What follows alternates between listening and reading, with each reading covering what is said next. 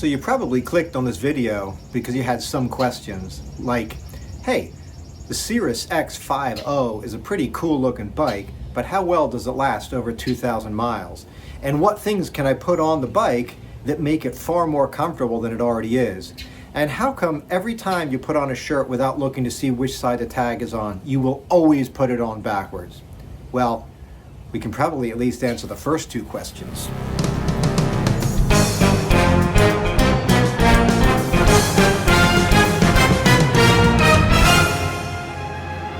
So far, I've taken this bike on 3 multi-day adventures. I had my 4-day adventures on my Ohio to Erie Trail in 2025. I got rained out on that trip, but I was able to carry all my camping gear and all my sleep kit and multi-day travel. I was going to do a 9-day trip, but got rained out, so I only completed 4. I also took this bike 14 days across the provinces of Quebec and Ontario in Canada. I was carrying Kath's rechargeable battery pack, one of those Jackery Bluetti units. That was about 10 pounds just in and of itself. With panniers, clothes, we went from inn to inn, but I was carrying a pretty substantial load, and it handled that one just well. I also did 5 days across Florida on the coast-to-coast trip. I was only carrying my clothing because I was doing an inn-to-inn trip, but at the end of that trip, I had a consulting gig in Tampa, so I was carrying my laptop, all of my corporate clothing, so I could get into the building without looking like a sweaty mess, and it handled that load fairly well. Hey, I'm not pretending when I say I've put a lot of miles on this bike, and I know what it takes to make this bike comfortable and rideable over long miles in the saddle. What I found on the bike is the positioning is a little bit more upright. So I sit up, I can see more of the surrounding area, and I don't have any lower back pain or neck pain from straining my neck if I'm down like this looking up. So I like the upright sitting posture. Now, if you're questioning my judgment on this one, yes, it is true. On my Florida coast-to-coast ride, my first day, I was kind of tight in the shoulders and the back of the neck. I think that was a combination of a long day and not doing a lot on the bike prior to that. But every other day, day 2, 3, and 4 on the bike, I was feeling just fine after a day of rests. Does it mean that I have lower average speeds? It certainly does. Generally, I'm about 0.2 of a mile an hour slower on this bike than I am on my Diverge, and even slower than if I'm just riding my road bike. But they're completely different types of animals, so you got to think about that. I'm loving being able to get out early in the morning without it being completely gonzo humidity. If you look at the cockpit, you're going to see it's a flat bar bike. To make this more comfortable on the long haul, I've installed these Ergon GP1 grips. Stop everything. I just heard someone ask if I can post links to everything I'm talking about in this video. They're all in the descriptions, my friends.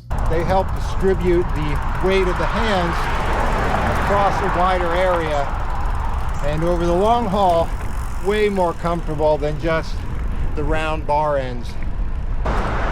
Going from left to right on my cockpit, you can see I've got a spur cycle bell. I like the sound of that to notify pedestrians when I'm passing on a bike path, rather than just screaming out on your left or something like that. And again, that's for the people who aren't wearing headphones. My light on here is an 800 lumen Cygolite Metro. I don't know how long the lamp lasts, but I'll recharge it, each night if I actually use it in the morning. So generally I'm up, if I'm going in the morning about an hour before sunlight, I'll turn it on. It has plenty amount of light for me. My GPS unit allows me to create my routes and ride with GPS. and then download them to the GPS unit so that I can just follow my route. You saw me try out a carbon flex seat post in a previous video, and that didn't go too well. So I'm using the stock aluminum seat post that came with the bike. I did swap out the stock seat for a Brooks B17 leather. For me and my posterior desires, this is far more comfortable as an option. After over 1,000 miles, I decided to take off my frame bag. Had that on there for a while. It wasn't perfectly fit, it worked, but I ultimately decided that I was going to go with the larger panniers in the back and then the 4 packs in the front, rather than try and stuff things into a seat pack and frame pack. The larger panniers in the back give me a lot more capacity in terms of carrying along a stove and extra water and food. So that was a better decision than trying to keep the frame bag with its limited capacity inside the frame. So now I have an open frame. I keep a water bottle there, and then I just replenish it along the way from a water reservoir. I carry a water bladder. What this does is gets me off the bike like just about every hour 15. I get off the bike for 5 minutes, 10 minutes, refill the water, and it gives me a slight rest. I can't tell you the exact percentage of flex that this junction gives, but similar to the Future Shock, I don't even notice that it's working. So that's an advantage in and of itself.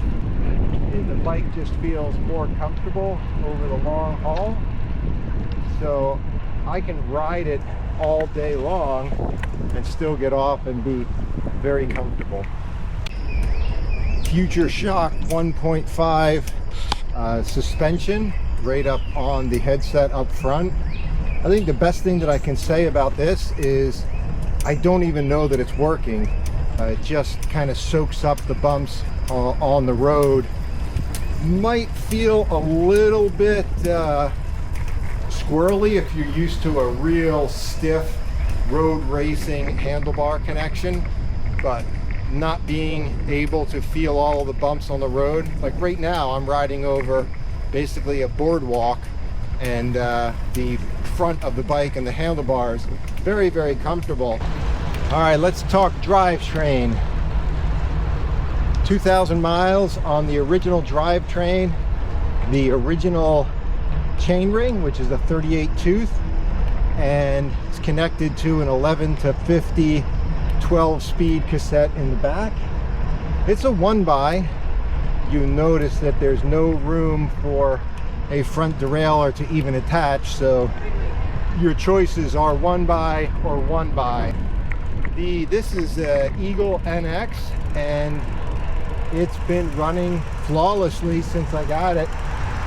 Cable stretch, sure. A couple of turns I've done on the barrel adjuster up front, and this thing just snaps into gear, and really effectively. I'm running a set of 1-up carbon flat pedals. These are much less expensive than the aluminum versions, and honestly, they work just as well, so really happy with those.